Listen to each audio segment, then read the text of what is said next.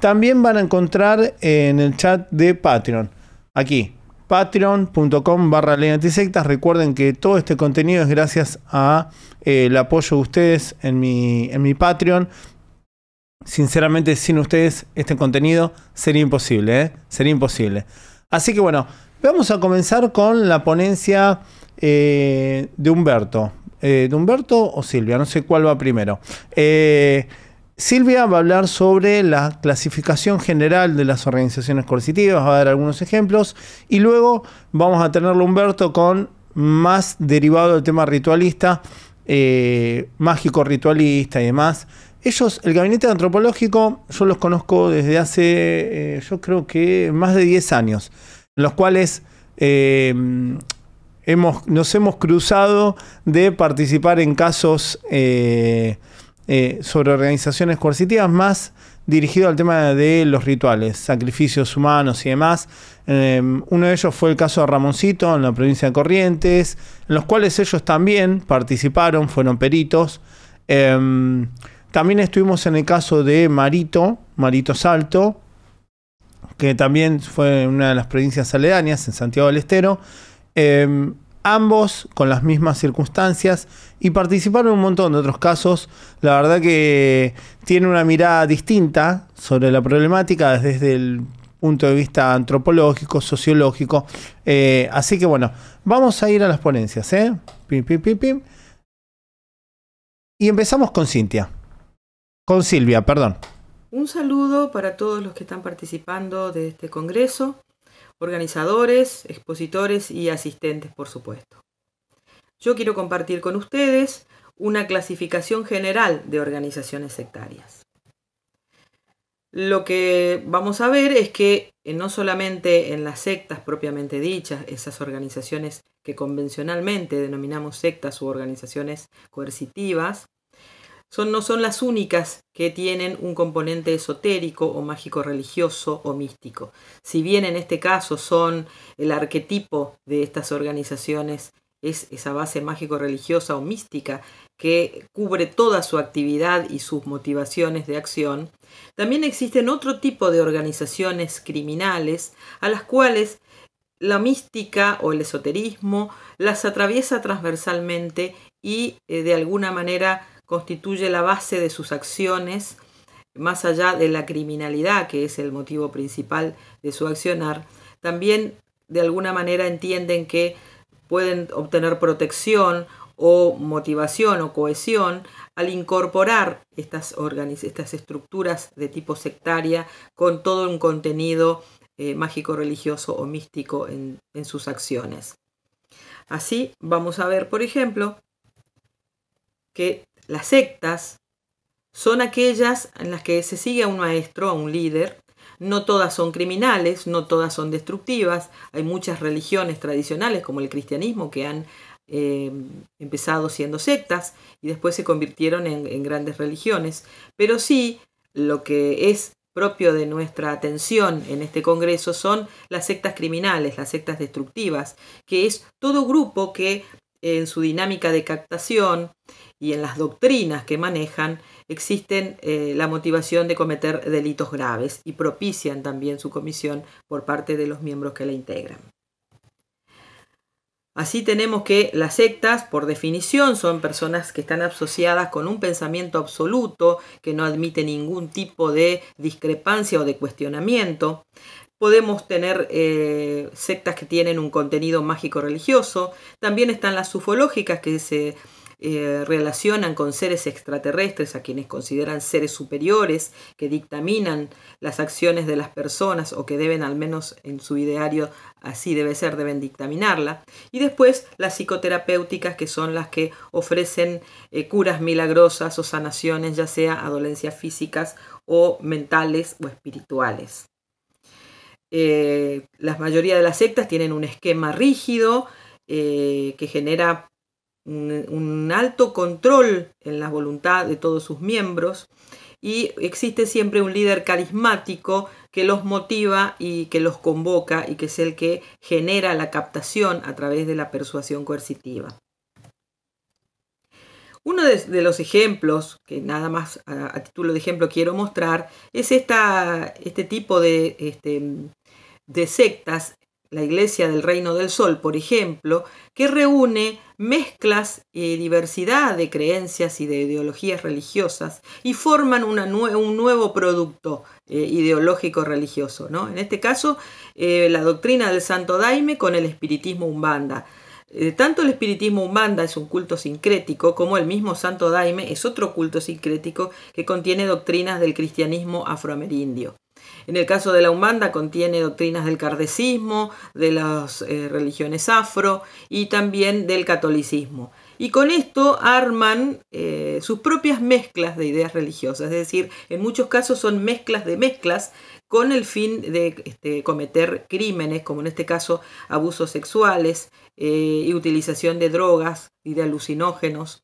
Generan nuevos cultos, nuevas prácticas, o si no, en muchos casos se trata de desviaciones de cultos, sean minoritarios o no, pero que establecen una desviación de las doctrinas principales que no son en sí mismos delictivas, pero que las convierten en delictivas estos líderes, como en este caso que vemos en Brasil, para cometer delitos, ¿no? Después tenemos a los nuevos movimientos religiosos que engloban una gran cantidad de ideas espirituales y filosóficas, desde el yoga, el chamanismo, el culto a la naturaleza, el tarot, una pluralidad de ideas que buscan una trascendencia espiritual que muchas de las religiones tradicionales han dejado de dar respuesta a esa necesidad de espiritualidad.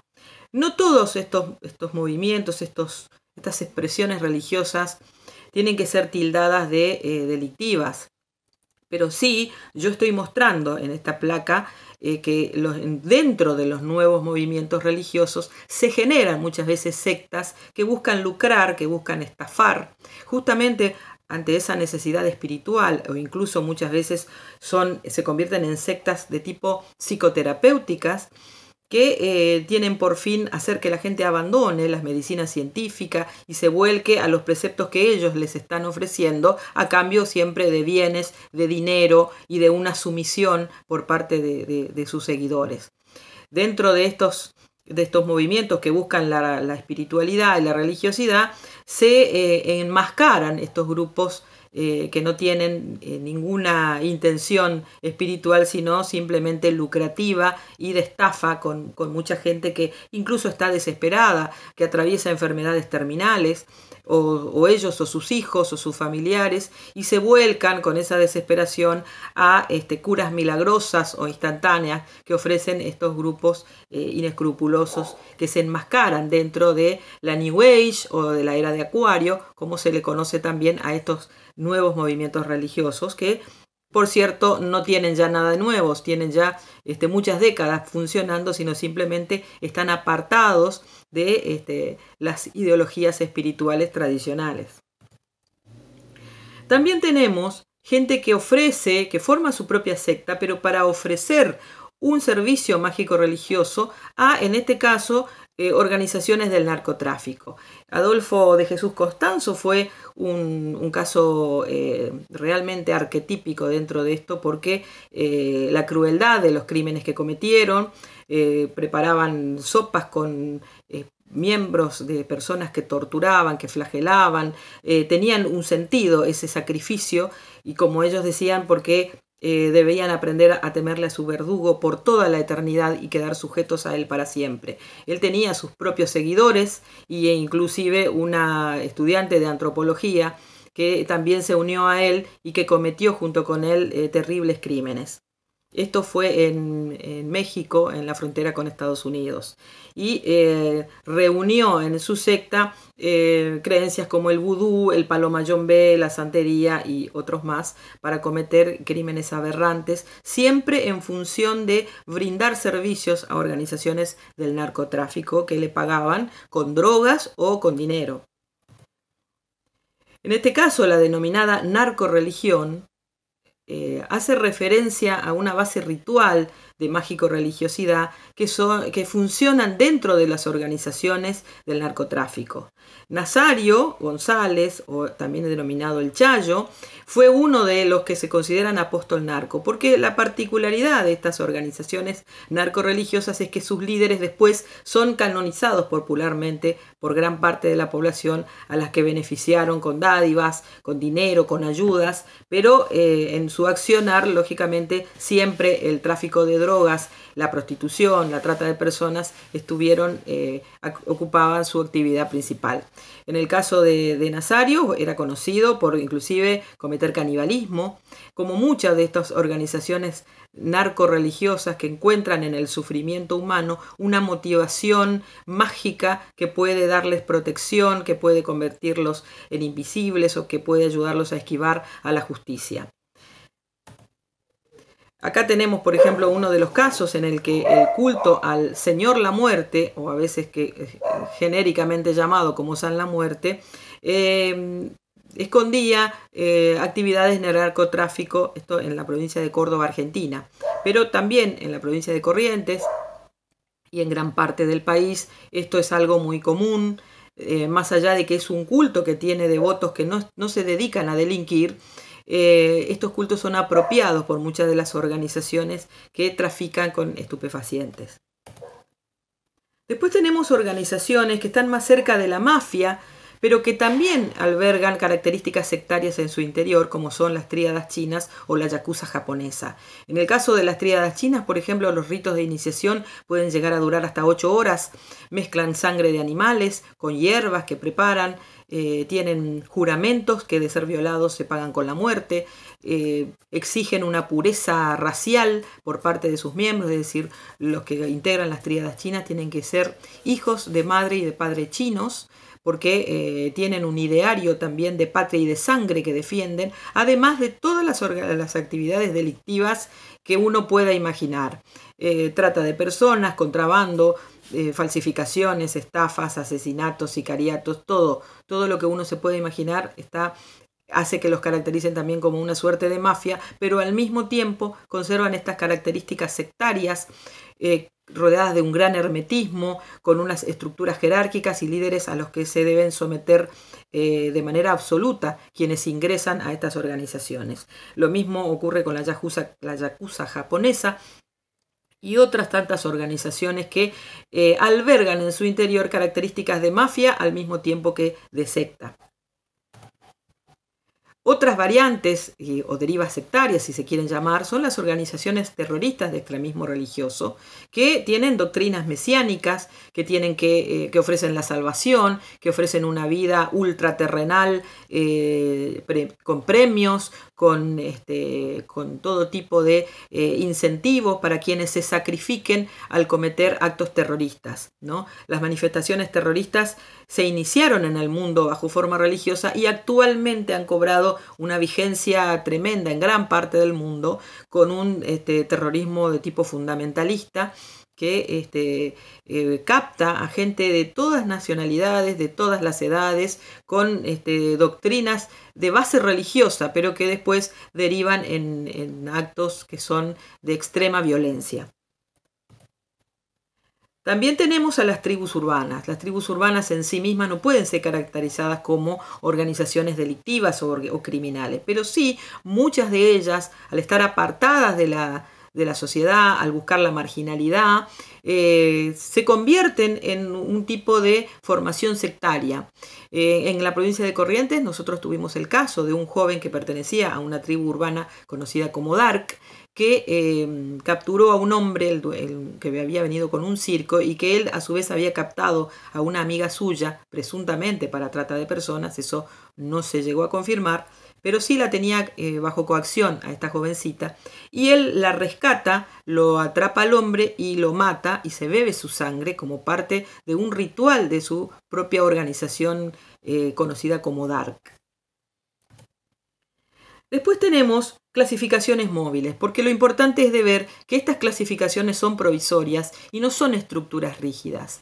Como veíamos con el caso de las tríadas chinas y la yakuza japonesa, existen muchas organizaciones que no pueden ser clasificadas estrictamente como una u otra. El caso de los Munjiki son una mafia y una secta en Kenia, en África, conocidos por su hermetismo, la extrema crueldad, porque son conocidos por decapitar y beber la sangre de sus oponentes. Y a su vez actúan como mafia, con secuestros extorsivos, con apropiaciones de negocios legítimos que ellos los utilizan para sus propios fines económicos, sus fines lucrativos, pero tienen también toda una serie de rituales y de hermetismo y de rituales sangrientos, como por ejemplo lo que acababa de mencionar de decapitar a sus oponentes. El PCC es el primer comando de la capital, es una hermandad de criminales que nació en las cárceles de Brasil y que también tiene un ritual de bautismo, un tribunal que juzga a los hermanos, como ellos se llaman entre sí.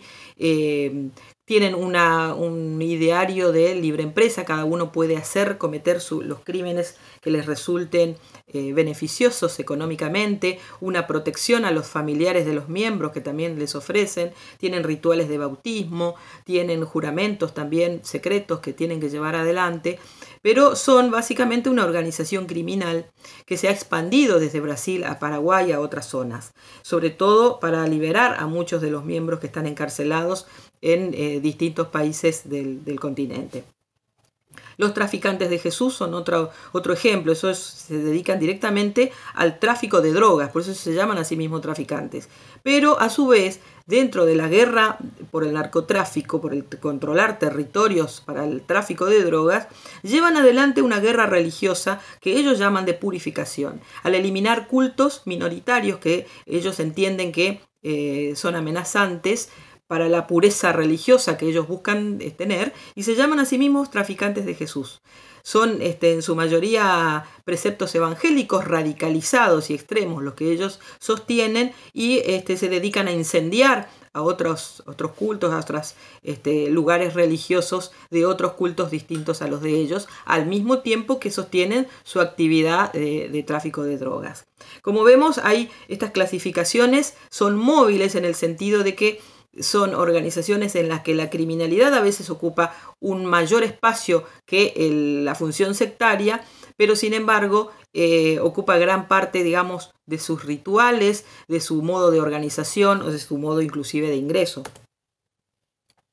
Después tenemos formaciones sectarias en contextos indígenas y rurales, que esto es algo muy poco tratado y que es importante de conocer, porque existen culturas tradicionales, culturas autóctonas, que al ser quebradas con otros idearios religiosos, con gente que desea captarlos con otras ideas nuevas, distintas a las que ellos sostienen a partir de sus propias ancestrías, provocan desequilibrios en estas comunidades y terminan provocando muchas veces tragedias como la que vamos a ver acá en Panamá. Una secta formada íntegramente por indígenas de la etnia Gabé-Buglé, en un territorio que se llama El Terrón, muy aislado, muy marginado, con un difícil acceso, gente muy vulnerable socioeconómicamente, formaron una secta, los propios indígenas, a partir de la captación que hicieron con ellos de ideas religiosas, evangélicas presuntamente, pentecostalistas, y terminaron creyéndose ungidos por Dios con una misión de purificar el lugar y de asesinar a todos los no creyentes. Llegaron a asesinar a 7 personas, 9 miembros de esta secta fueron detenidos, pero años después se volvió a producir un nuevo episodio. 2 años después, el año pasado, 2022, se volvió a producir otra tragedia igual en esta misma zona. Así, por eso es necesario conocer este tipo de culturas autóctonas, tradicionales, sean indígenas o rurales, y ver que también tienen una vulnerabilidad a la captación de gente que desea convertirlos a otras religiones, pero que al radicalizarse y al desestabilizarlos social, culturalmente y espiritualmente, sobre todo al anular sus propias creencias que le daban su propio equilibrio, se producen este tipo de situaciones extremas en las que terminan asesinando gente o torturándolas, como en este caso también rescataron a gente que estaba atada y que estaba destinada a ser sacrificada. Por eso insisto en que las particularidades de estos contextos tienen que ser conocidas, tienen que ser estudiadas, para poder también actuar de manera preventiva incluso, porque muchas veces se piensa que por ser indígenas viven en un estado de pureza cultural y sin embargo esta gente está atravesada por captaciones de tipo políticas, religiosas y de todo tipo, de otras sociedades distintas a las de ellos, que producen estos grandes desequilibrios. Desde ya, muchísimas gracias, especialmente a Pablo Salum por esta invitación y ojalá podamos encontrarnos nuevamente. ¿Qué tal? Buenas tardes. ¿Cómo están?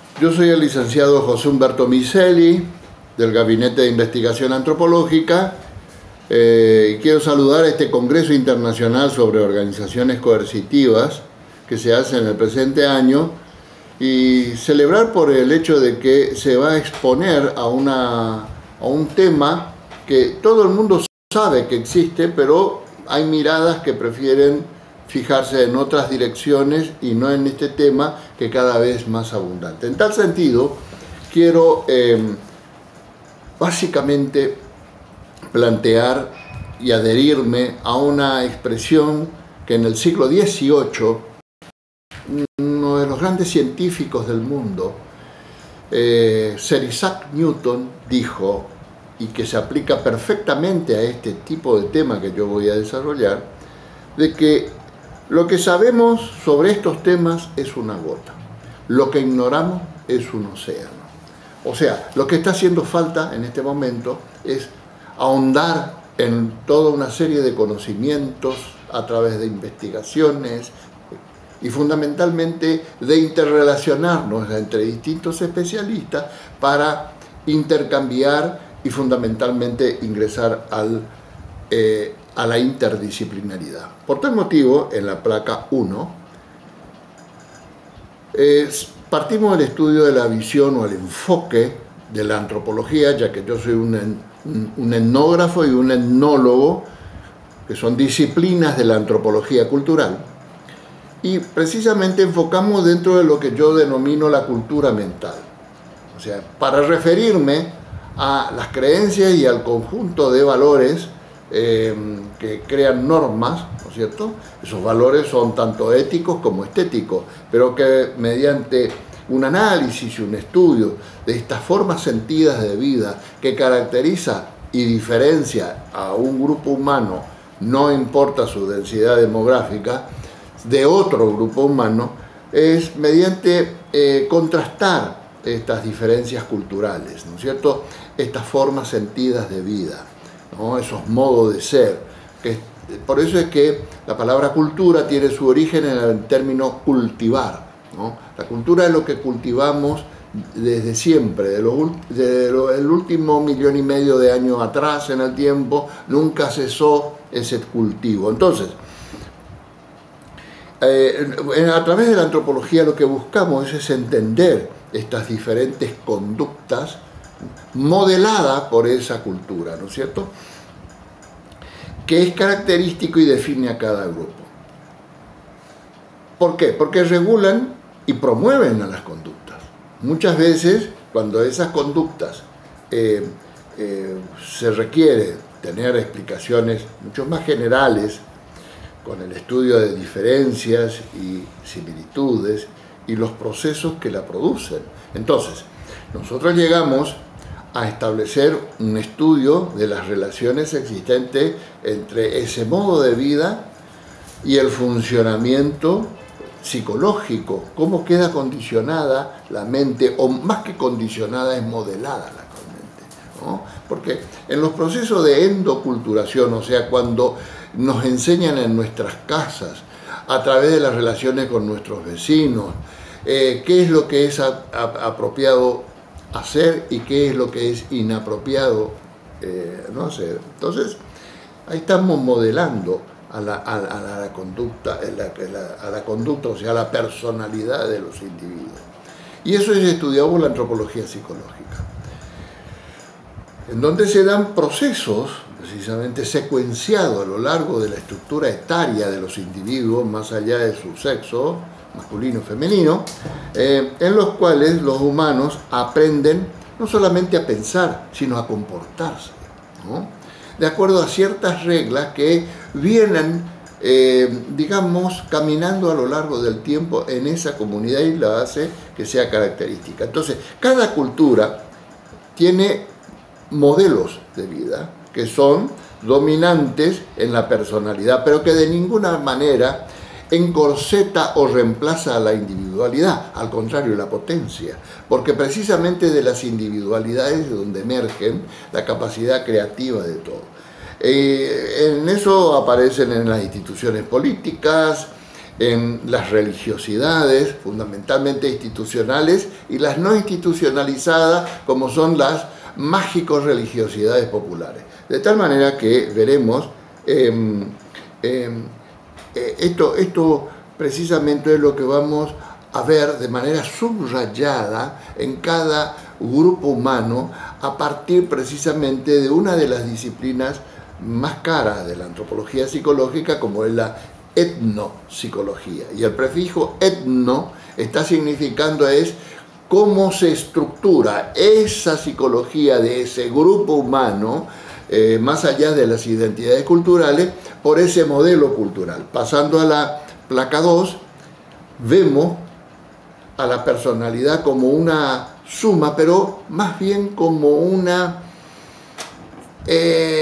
interrelación constante. Es como conjugar cosas, ¿no es cierto?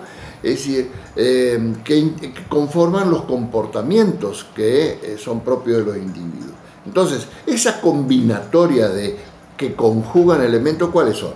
Los constitutivos de la persona, de su estructura biológica, ¿no es cierto?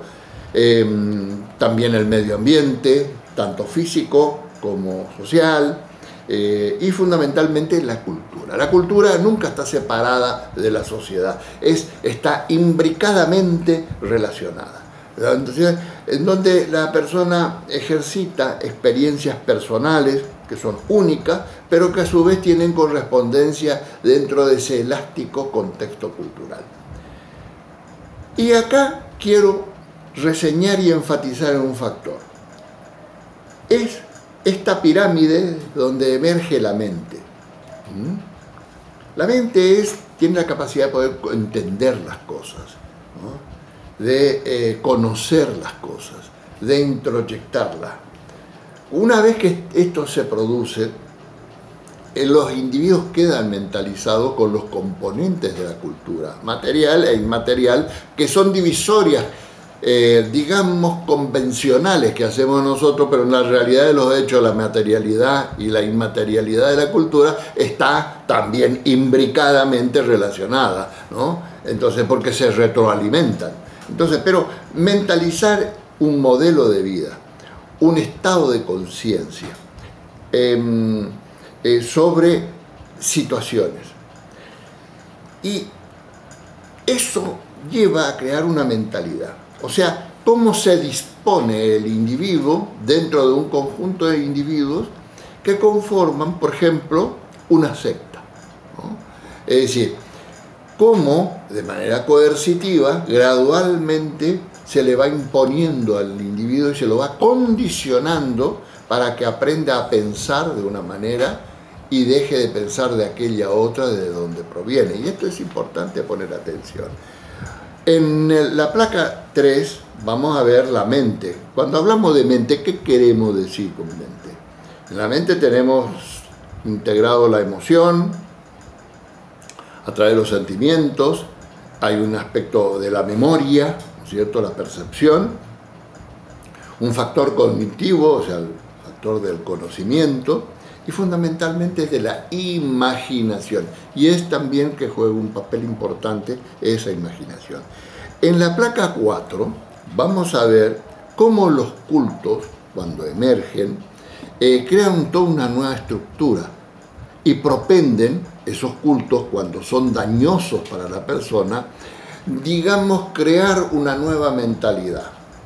una nueva manera de condicionar a los individuos hacia la meta que fija el líder y sus apóstoles o seguidores inmediatos, y que son los que dirigen, manejan una secta. Que cuando esa secta está orientado hacia el mundo de lo ilícito, ¿no es cierto?, y que actúa en contra de las personas, fundamentalmente de su individualidad, de su libre albedrío, de su emocionalidad y de su relación con sus familiares, entramos ya en el campo de una secta coercitiva con fines criminales. Y quiero subrayar esto porque precisamente le llamamos sectas criminales, porque precisamente no todas las sectas son criminales.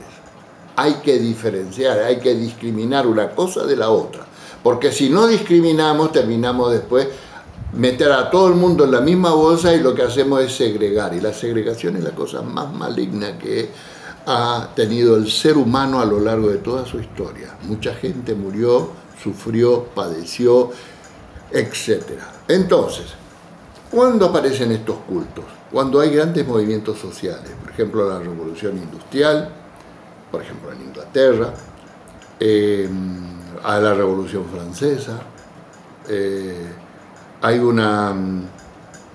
cuando se producen migraciones, por ejemplo, cuando el mildium de la papa, que atacó uno de los principales alimentos de la población irlandesa en 1840, mueren más de 1 millón de personas y otro millón emigra hacia el continente americano, ¿no? Entonces se producen cambios profundos, porque ya no emigra 10.000 personas, estamos hablando de cientos de miles de personas, ¿no?, en estos procesos. Entonces van a haber cambios y transformaciones que van a acarrear. Entonces se producen nuevos cultos, nuevas ideas, nuevas creencias, nuevas fe.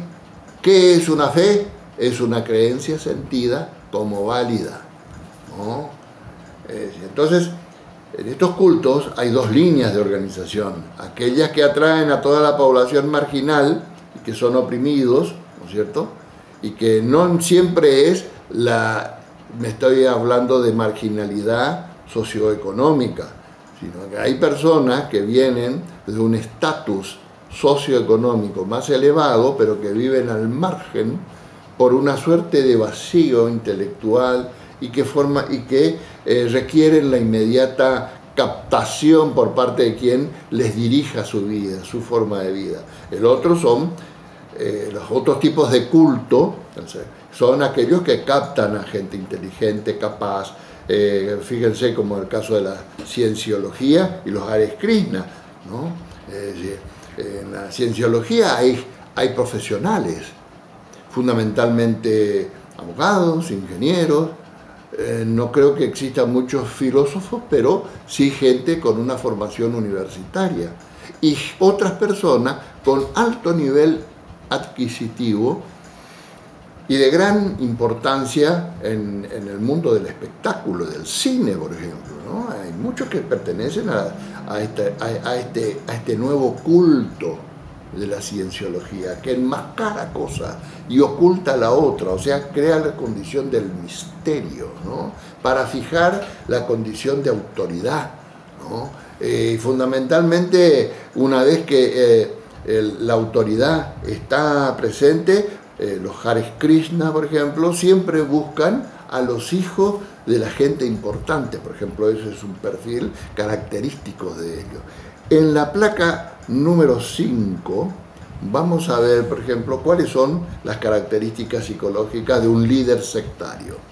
Siempre nos topamos con una persona que tiene una gran capacidad de relaciones en su entorno inmediato y con otros entornos mediatos, o sea, fuera de su grupo. ¿Por qué?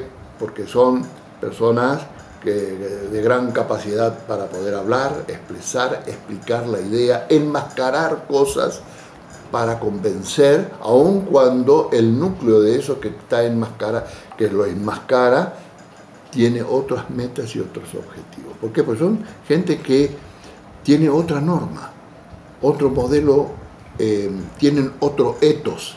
¿Qué es el ethos? El cuerpo integrado de valores. El término griego que implica precisamente todo lo que se refiere a el factor, le diría yo, narcisista del individuo. Por eso que son despóticos, abusivos, etc.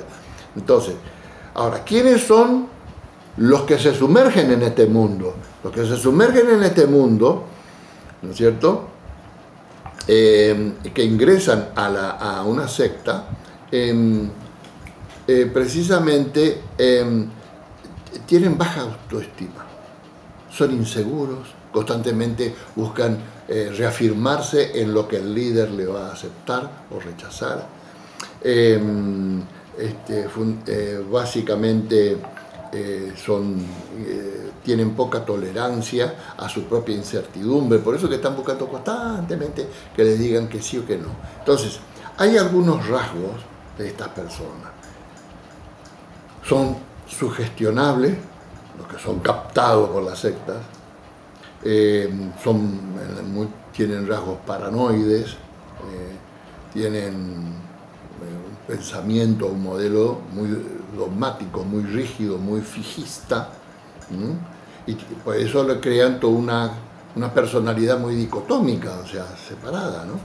Entonces,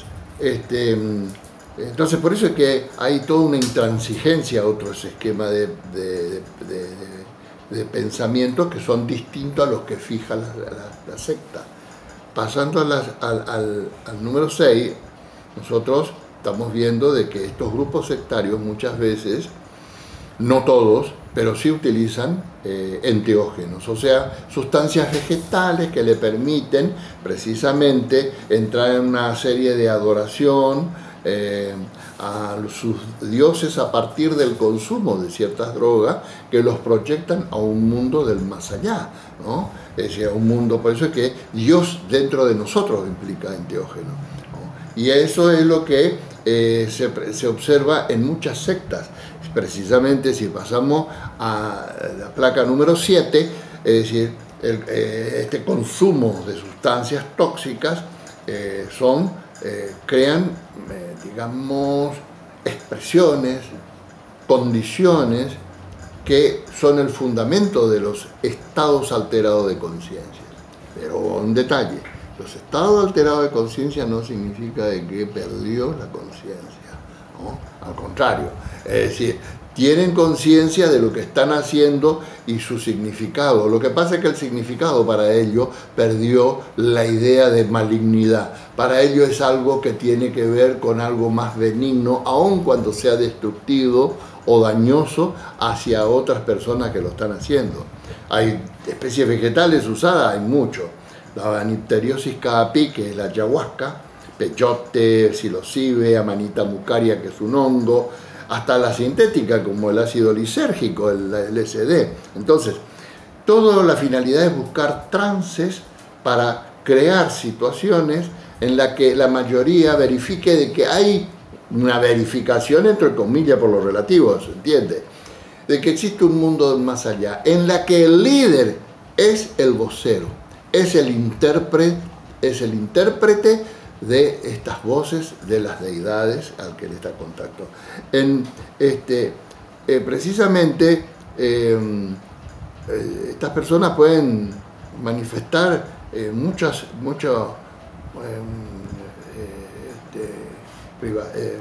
trances o estados posesivos, y dice, la deidad me bajó, se posesionó de mi persona, ¿no?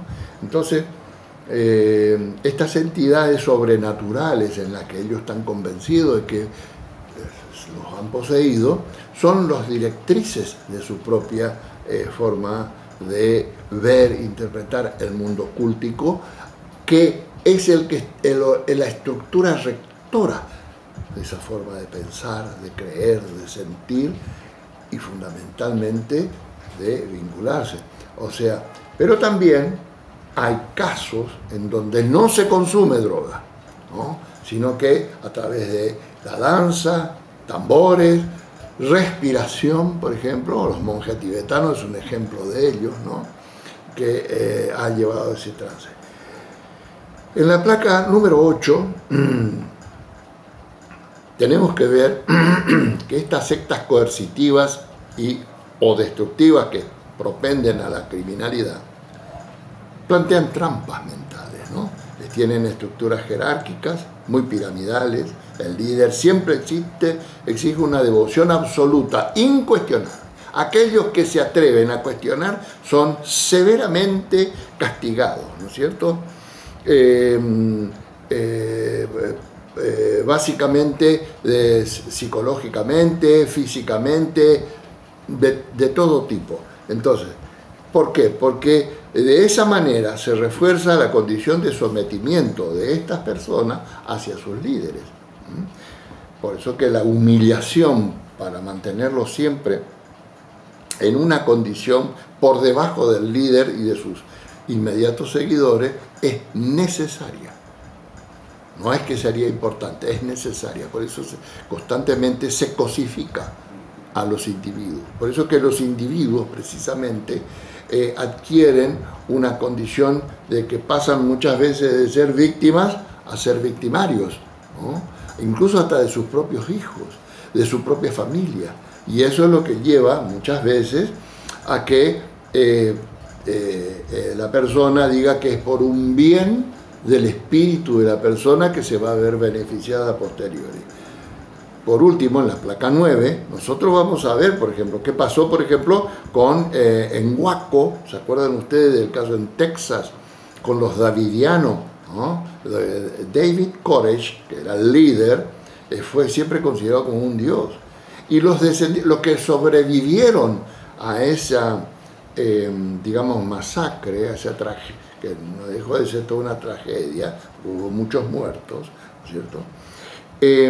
Básicamente, todavía después de haber sucedido el caso, 18 años después, o sea, más de una década, todavía siguen pensando de que su líder no murió, de que cuando entregó a su hija de 13 años para que sea sometida sexualmente por el líder sectario, esta vez David Koresh,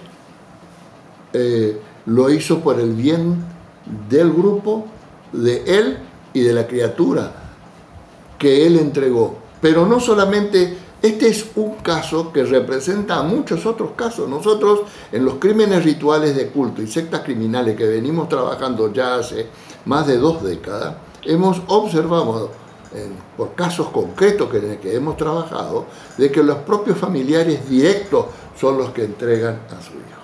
Con esto me despido de ustedes, le agradezco muchísimo, en especial a Pablo Salum por esta importante convocatoria y ojalá que se siga haciendo siempre. Que pasen muy bien, gracias. Bueno, muchas gracias ahí al Gabinete de Antropología, a Silvia y Humberto. Dejen su like, suscríbanse y compartan el video.